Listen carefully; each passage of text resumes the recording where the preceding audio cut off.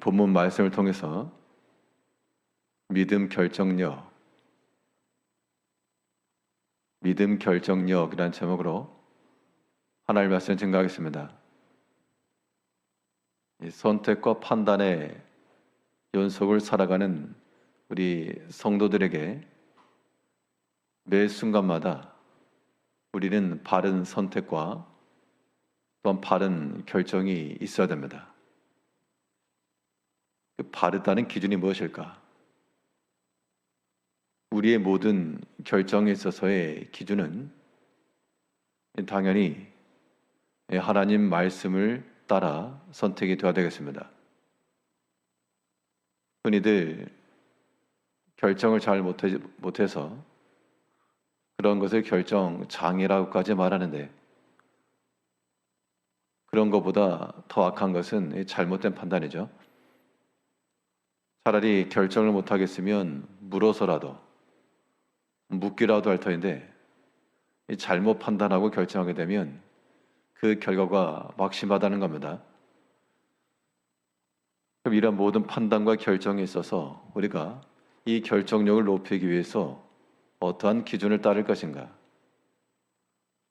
오늘 본 말씀을 통해서 보게 되면 믿음의 판단과 결정을 이루기 위해서는 반드시 이 주관적 감정을 따르지 않아야 됩니다. 사람이 주관적 감정이 없을 수 없으나, 그러나 자기를 위한 생각, 육체를 위한 것, 또한 사람의 마음을 따라 이러한 것들을 배제하지 않으면 그의 모든 판단과 결정이라고 하는 것이 그 때에는 옳은 것처럼 보여도 나중에 가서는 이 합당치 못한 결말을 맺는 겁니다.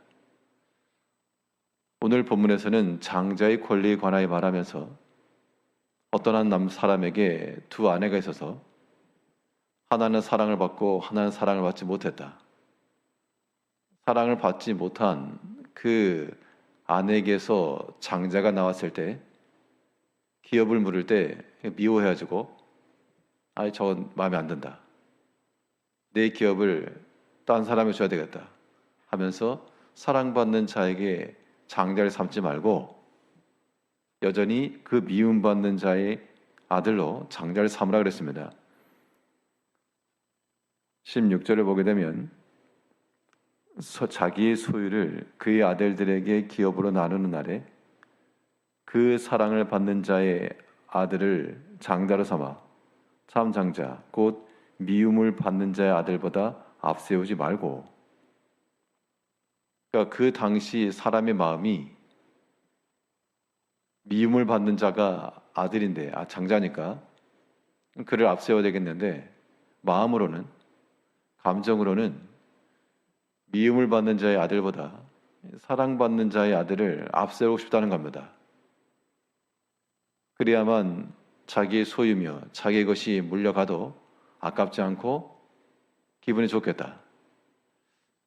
이것이 사람의 마음일 수 있지만, 그런데 하나님께서는 굳이 성경에 기록을 해 가면서까지 내 마음에 기뻐하고 좋아하는 것을 따라 그렇게 앞세우지 말라 그랬습니다.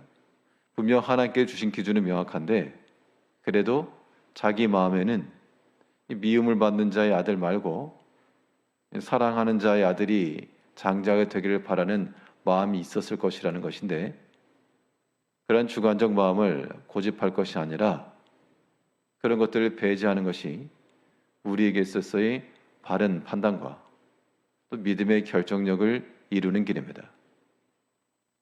실제로 우리의 모든 신앙 삶 속에서 여러 가지 판단이 이루어져야 할 그 때를 가만 보게 되면 더 앞세우고 싶은 것이 분명히 있다는 겁니다.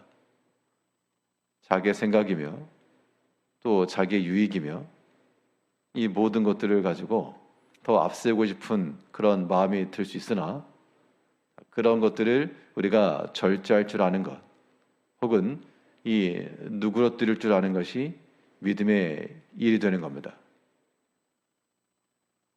바른 것을 선택하지 못하면 그 피해는 고스란히 그 선택한 사람에게 돌아가는 겁니다.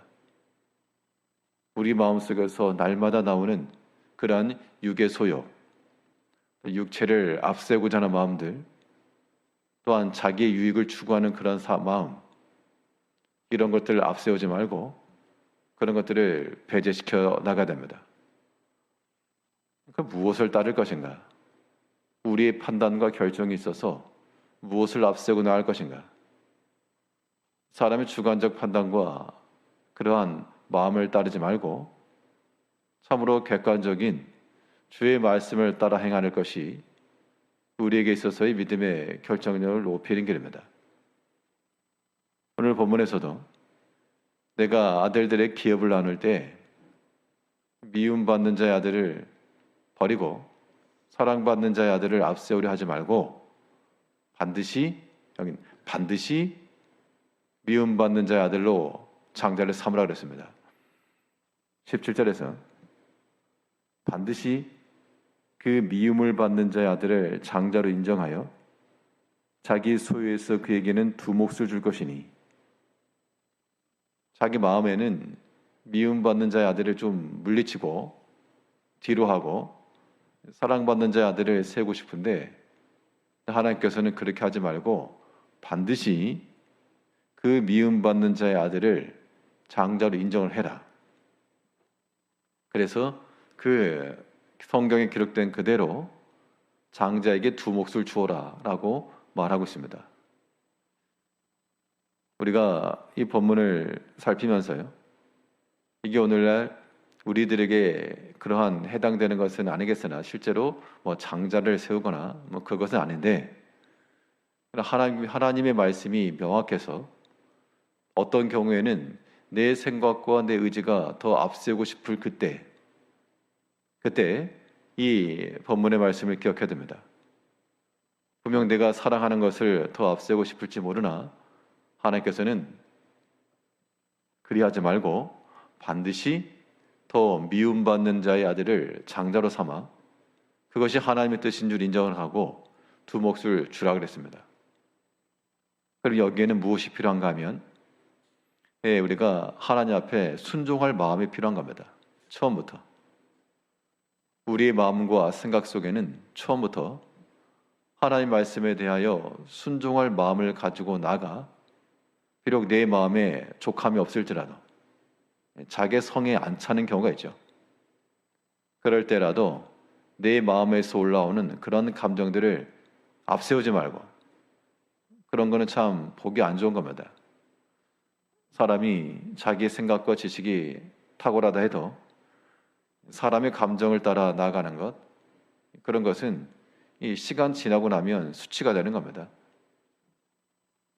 우리가 육의 일을 따라서 육체를 위해서 행하는 모든 것들은 그것이 비록 나에게 유익한 선택인 것처럼 보여도 이거 뒤에 자기 옷 매무새를 제대로 단장하지 못한 채 나가는 사람과 똑같은 겁니다.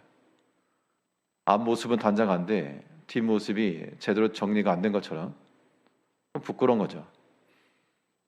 우리는 하나님의 말씀을 따라서 그 말씀이 나를 단련하고 나를 때로는 채찍질하고 나를 또한 교훈하여 우리의 격동받는 마음도 좀 물리쳐야 되겠고, 말씀 반대 길로 나가고자 하는 그런 욕심과 미혹도 좀 잠재울 줄 있어야 됩니다.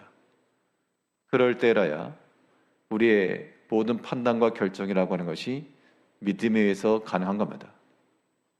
우리가 불렀던 찬송처럼 우리 예수 따라가며 그의 복음에 순종하며, 그러면 그것이 우리에게 복된 길이 된다 그랬습니다.